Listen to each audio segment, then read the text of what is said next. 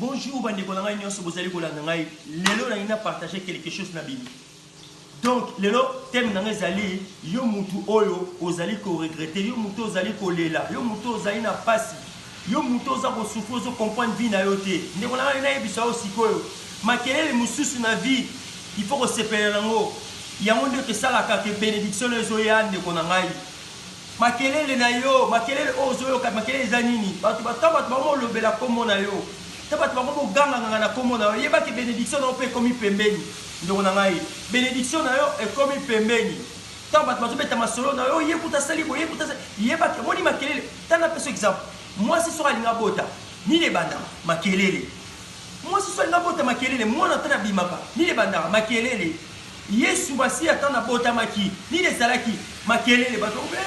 Moi na nzamba zo bota moi na makelele eza bien.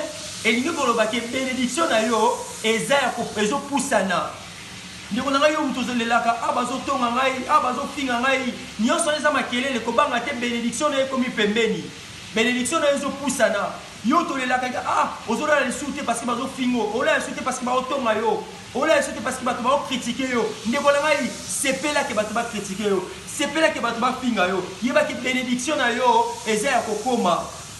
Ba hébreu 4 tabaoke na Syrie makelele na bango kata bazo tambola kuna ba Syrie ba kaisi neske ba charme ozo ya bata minene ba wele ba minduke minene oyo ko mabango zo de zeka bango 4 makelele wala mte bangisi bango makelele makolo na bango et pas na mo ba oyo kasiko mususu ba oyo makelele makasi donc ba minduke makasi on peut ba zeka mi 4 ba zeka 4 ba okene ba kota na mboka na mo ba récupérer mboka na donc c'est que là il y a un message à l'élo dimanche à l'élo message dans le yo tozo lela yo tozo ozo passer par moment difficile obi ke bazo tonga yo obi ke ba ofinga yo ozo regretter pourquoi bazo finga bazo tonga yo c'est pas là tant bazo beta masono c'est pas là tant bazo finga yo nyonso wana eza makelele ezali que bénédiction na yo ekomi pembeni bénédiction na yo ekomi pembeni donc on est lisusu te kozasi na susi te makelele na vie yango tesala ke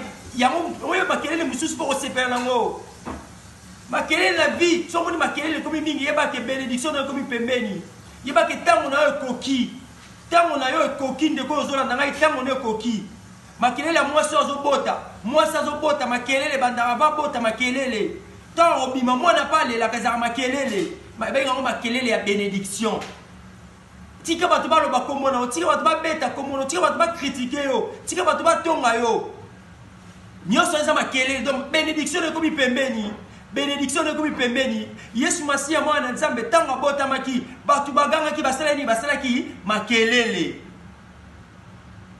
donc dimanche lelo lenga na partager bino kaka oyo message oyo dans le salon une fois par mois dans le passer ba message na Facebook na ngai que Dieu vous bénisse boya connecter bozala connecter na YouTube compte na YouTube Instagram Facebook frère précis Belunza. Que Dieu vous bénisse.